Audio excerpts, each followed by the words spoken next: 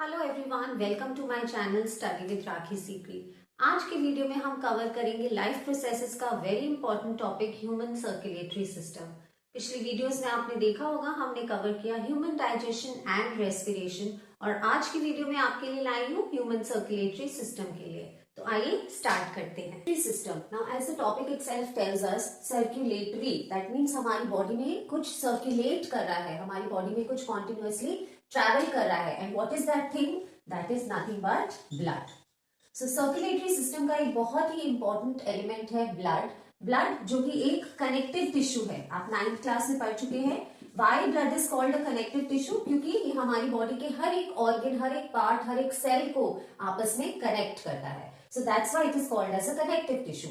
अब ये जो ब्लड है, blood, what are the components of blood, आइए देख लेते हैं। तो blood has basically 3 cells in it. Okay, one is the RBC यानी कि red blood cell, second is the WBC white blood cell, and the third component is platelets. ठीक है, तो इन 3 type of cells are present कहाँ? Inside the blood. RBC की अगर हम बात करें, red blood cell, so what is the function of red blood cell? तो पहला तो नाम ही है जैसे red blood cell, that means it gives red color to our blood. It imparts red color to our blood. कैसे? By the presence of a pigment. Pigment का मतलब है color giving. ठीक है, जैसे कि why the leaves are green in color? Because of the pigment chlorophyll, मतलब वो color, green color impart करता है. So similarly the red color in the of our blood is due to a pigment which is called as hemoglobin. ठीक है, अब इस haemoglobin का काम सिर्फ रेड कलर इम्पार्ट करना नहीं है, बहुत ही इंपॉर्टेंट प्रोसेस सर्व करता है, that it carries the oxygen. आपने रेस्पिरेशन चैप्टर में पढ़ा था, हमने वीडियो में कवर किया था, that oxygen, how does oxygen travel in our body to each and every cell, और बाद में फिर माइटोकॉन्ड्रिया में जाके रेस्पिरेशन परफॉर्म होता है। सो ऑक्सीजन कैसे ट्रेवल करती है? It combines with the haemoglobin particle of the red blood cell, और ये एक कंपाउंड बना देती है, ऑक्सीजन प्लस हीमोग्लोबिन। इस कंपाउंड का नाम मैं चाहती हूँ आप कमेंट सेक्शन में जल्दी से लिखें। ऑक्सीजन प्लस हीमोग्लोबिन जो ये कंपाउंड है, in the form of which oxygen travels in our body.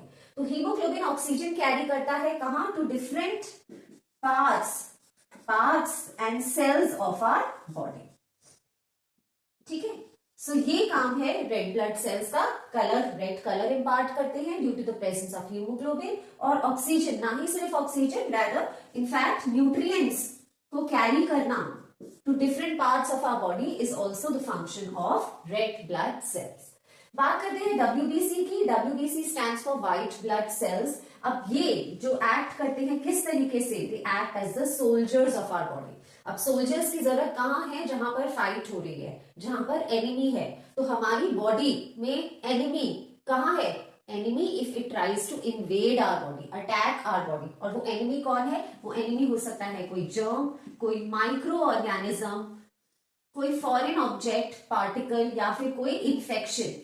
सो कभी भी अगर हमारी बॉडी में ये ट्राई करता है अटैक करना, तो ये जो WBC है हमारी बॉडी के, ये एक्टिवेट हो जाते हैं, ये चार्ज अप हो जाते हैं और फाइट करते हैं और प्रोटेक्ट करते हैं हमारी बॉडी को against all these infections, germs and micro organism. तो ये बहुत इंपॉर्टेंट रोल परफॉर्म करते हैं to be like a soldier, standing like a soldier and protecting our body. Platelets, another very important role of platelets. क्या perform करते हैं function? इनका role होता है क्लॉटिंग ऑफ ब्लड। एक बहुत ही इंपॉर्टेंट फिनोमिना है हमारी बॉडी का, क्लॉटिंग ऑफ ब्लड। जैसे कि मैं अगर आपको एक एग्जांपल दूं, फॉर एग्जांपल अगर आपके फिंगर में कोई इंजरी हुई है या कट हुआ है, so a blood vessel gets ruptured and the blood starts coming out. अब आपकी बॉडी में एक ओपनिंग क्रिएट हो गई है, तो क्या हो सकता है? आपकी बॉडी का सारा जो ब्लड है उस ओपनिंग से, अगर वो कट डीप है तो वो पूरा ब्लड ड्रेन आउट हो सकता है and you can die also. So platelets यहाँ पर क्या करते हैं? दे काइंड ऑफ एग्रीगेट मतलब सब इकट्ठे हो जाते हैं, प्लेटलेट्स के जो सेल्स होते हैं, और वो क्या करते हैं? उस ओपनिंग को सील कर देते हैं। इस ओपनिंग सीलिंग को कहते हैं कि ये एक क्लॉट फॉर्म कर देते हैं, ताकि वो जो ओपनिंग है वो सील हो जाए और धीरे धीरे हील हो जाए, ताकि जो हमारी बॉडी का एंटायर ब्लड है वो ड्रेन आउट ना हो सके। So blood consists of RBC, WBC and platelets, the three kinds of cell. कैसे प्रेजेंट है? एक फ्लूइड मीडियम में. So एक फ्लूइड मीडियम है जिस मीडियम का नाम है प्लाज्मा, और इस मीडियम में ये तीनों टाइप ऑफ सेल्स यानी कि आरबीसी, डब्ल्यूबीसी और प्लेटलेट्स प्रेजेंट है. तो ये है composition of blood. Functions of blood अगर आपसे पूछा जाए तो आप कहेंगे carries oxygen and nutrients, protects our body from infections, helps in the clotting of blood. So ये सारे फंक्शंस होंगे ब्लड के, जो कि एक बहुत ही इंपॉर्टेंट एलिमेंट है of our circulatory system.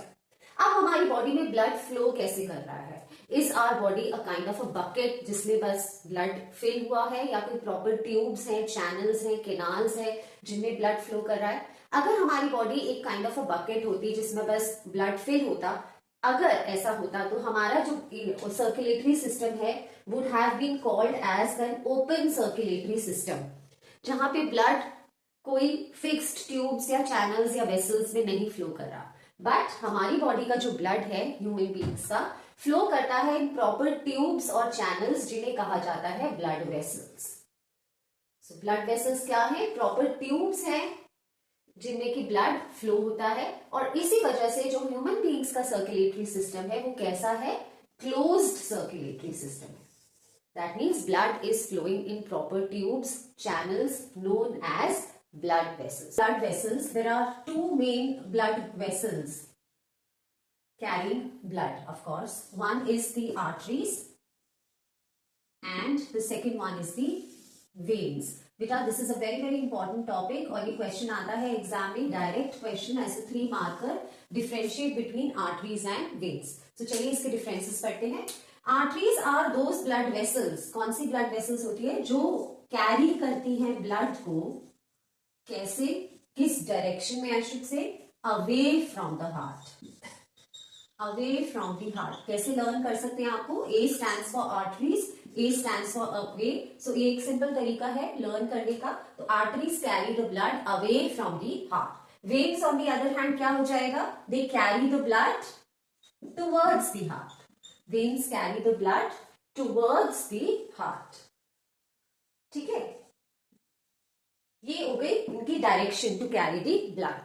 Second point of difference है कि जितनी भी आर्टरीज हैं हमारी बॉडी में, they are going to carry what kind of blood? Oxygenated blood. So all arteries carry which kind of blood? Oxygenated. अब आपको याद होगा the meaning of the term oxygenated, यानी कि ऑक्सीजन रिच ब्लड. ऑक्सीजनेटेड का मतलब है O2, ऑक्सीजन रिच ब्लड, यानी कि pure blood. On the contrary, veins are going to carry what kind of blood? They are going to carry deoxygenated blood. Deoxygenated blood का क्या मतलब है? The blood which is rich in carbon dioxide. So carbon dioxide rich blood they are going to carry. ठीक है, लेकिन इसमें एक exception है. बाकी सारी आर्टरीज तो ऑक्सीजनेटेड ब्लड कैरी करती है एक्सेप्ट वन आर्टरी. तो ये पॉइंट कंप्लीट नहीं है जब तक कि आप एक एक्सेप्शन नहीं लिख लेते. तो यहां लिखोगे आप एक्सेप्ट एक आर्टरी है जिसका नाम है पल्मोनरी आर्टरी. सो सिर्फ एक पल्मोनरी आर्टरी ही ऐसी आर्टरी है जो डीऑक्सीजनेटेड ब्लड कैरी करेगी, लेकिन जितनी भी बाकी आर्टरीज हैं हमारी बॉडी में वो कैसा ब्लड कैरी करेंगी? ऑक्सीजनेटेड, यानी कि ऑक्सीजन रिच, यानी कि pure blood. Here also there is an exception. जितनी भी वेन्स है हमारी बॉडी में वो कैसा ब्लड कैरी कर रही है? डीऑक्सीजनेटेड ब्लड, एक्सेप्ट, एक्सेप्शन यहां पर भी है और नेम भी सिमिलर है, एक्सेप्ट पल्मोनरी वेन. सो एक ऐसी पल्मोनरी वेन है which is going to carry oxygenated blood, लेकिन जितनी बाकी वेन्स हैं हमारी बॉडी में वो कैसा ब्लड कैरी करेंगी? डीऑक्सीजनेटेड, कार्बन डाइऑक्साइड रिच, या कह लीजिए impure blood. The third point of difference between arteries and veins are, अब आप ध्यान से देखिए, because the arteries are carrying the blood away from the heart, और हार्ट क्या है? पंपिंग ऑर्गन है. सो जब हार्ट ब्लड को पंप करता है तो it generates a lot of pressure. So इस प्रेशर, हाई प्रेशर से ब्लड कैसे फ्लो करता है? Through the arteries. So here आप क्या लिखेंगे? आर्टरीज कैरी कैसा blood? Arteries carry high pressure blood. Okay, और यहां पर कॉन्ट्ररी, क्योंकि वेन्स क्या कर रही है? ब्लड टुवर्ड्स द हार्ट लेकर आ रही है, ठीक है। सो पूरी बॉडी से ट्रैवल होके वापस वो कहाँ आ रहा है, इन द हार्ट आ रहा है। तो यहाँ पे जो प्रेशर ऑफ द ब्लड होगा वो काफी लो होगा, तो लो प्रेशर ब्लड।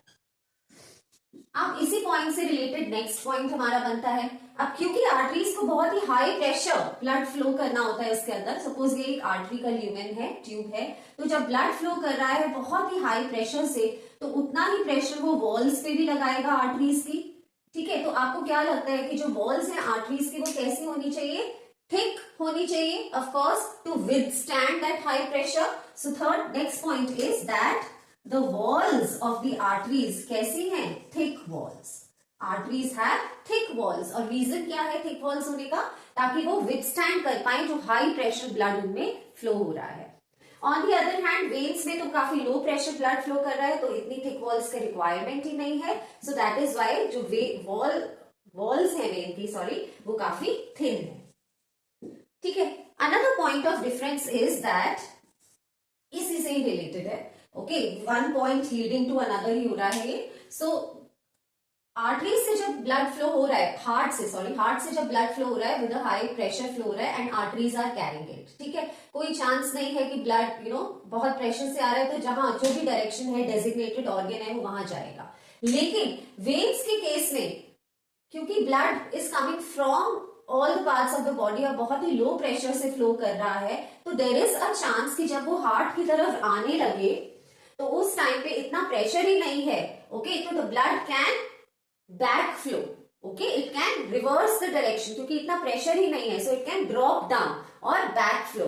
सो इस वजह से वेन्स कंसिस्ट ऑफ वॉल्व्स, इस चीज को चेक करने के लिए कि जो ब्लड है वो बैक फ्लो ना हो जाए, अपना डायरेक्शन ना रिवर्स कर ले, क्योंकि वो बहुत ही लो प्रेशर के साथ फ्लो कर रहा है। So there are valves, valves क्या है, गेट्स हैं बीच बीच में, ओके, कि वो गेट ओपन हुआ, ब्लड वहां से पास हुआ और फिर वो गेट क्लोज हो जाएगा, शट डाउन हो जाएगा, ताकि वापस उधर से वो बैक फ्लो ना करे। बट क्योंकि आर्टरीज में बहुत हाई प्रेशर से फ्लो कर रहा है, डायरेक्शन डेजिग्नेटेड है, तो वॉल्व्स की रिक्वायरमेंट यहाँ पर नहीं है। तो arteries do not have valves but veins do have valves. क्यों?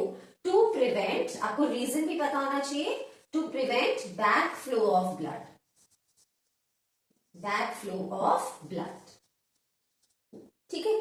लास्ट पॉइंट ऑफ डिफरेंस है आर्टरीज और वेन्स में, that arteries are very deep seated, ठीक है, डीप सीटेड। और आप जब अपनी स्किन में देख रहे हैं ये जो ब्लू ब्लू लाइंस आपको दिख रही हैं अपनी स्किन में वेरी एविडेंटली, ये क्या है, ये वेन्स है। तो ये कैसे पोजिशन है, ये सुपरफिशियली पोजिशन है, यानी कि top layers of the skin में है। तो वेन्स कैसे लोकेटेड है आपकी बॉडी में, सुपरफिशियली लोकेटेड, यानी कि top layers of the skin में, सुपरफिशियल लोकेशन है इनका, top layers of the skin में है, हम इजिली एविडेंटली देख सकते हैं। But arteries on the other hand कैसे लोकेटेड है, डीप सीटेड, ओके, आप ऐसे लोकेट नहीं कर सकते हो आर्टरी को, they are very deep seated multiple layers के अंदर फिर, ठीक है। तो ये थे differences between arteries and veins. अब आर्टरीज और वेन्स, तो ये मेजर टू ब्लड वेसल्स हो गए, ठीक है, विच कैरी द ब्लड या तो टुवर्ड्स द हार्ट और away from the heart. Heart से फिर वो ब्लड कहां लेके जाती है, टू द डेजिग्नेटेड ऑर्गन और सेल। यहां पर एक और ब्लड वेसल है which is thinner than the lumen of the arteries and veins. So normally the blood is being carried by arteries and veins, लेकिन फर्दर ब्रांचेस जब वो cell के कांटेक्ट में आ रही हैं, ओके, और अपना न्यूट्रिएंट्स या कह लीजिए ऑक्सीजन या कुछ भी ट्रांसपोर्ट कर रही हैं सेल के लेवल में, जब सेल के कांटेक्ट में आएंगी तो ये जो आर्टरीज हो या चाहे वेन्स हो डिवाइड हो जाती हैं फर्दर थिनर ब्रांचेस में। सो आर्टरीज और वेन्स का ल्यूमेन थोड़ा सा ब्रॉड होगा और फाइनली ये थिन ब्रांचेस में बाइफरकेट हो जाएगी, डिवाइड हो जाएगी। In thinner branches of blood vessels को कहा जाता है कैपिलरीज, इन्हें कहते हैं हम कैपिलरीज। सो कैपिलरीज ऐसा नहीं है कि सिर्फ आर्टरीज की ही डिविजन है या बाइफरकेशन है या ब्रांचेस है, बोथ आर्टरीज एंड वेन्स की, ठीक है। सो वेन्स को क्या करना होता है, कलेक्ट करना होता है carbon dioxide from the cell, ठीक है।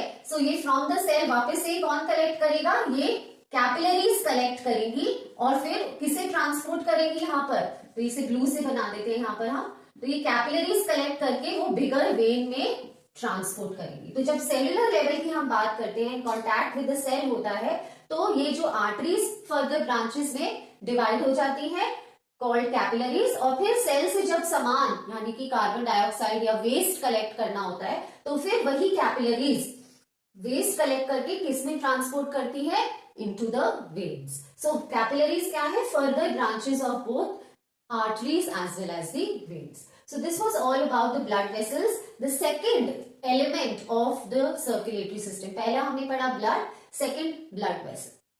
Third, अब जो हम पढ़ने वाले हैं, that's the major, element and the pumping organ of our body called as heart. तो heart के लिए अब हम start करेंगे with the structure of the heart, structure of human heart. And the working of human heart, और कैसे किस direction में the blood flows in the heart, okay, the chambers of the heart and everything, which I am going to cover in my next video, because otherwise the video is going to be very long. So stay tuned. Thank you all for watching. Like, share and subscribe, and stay tuned for my next video on the structure and working of human heart.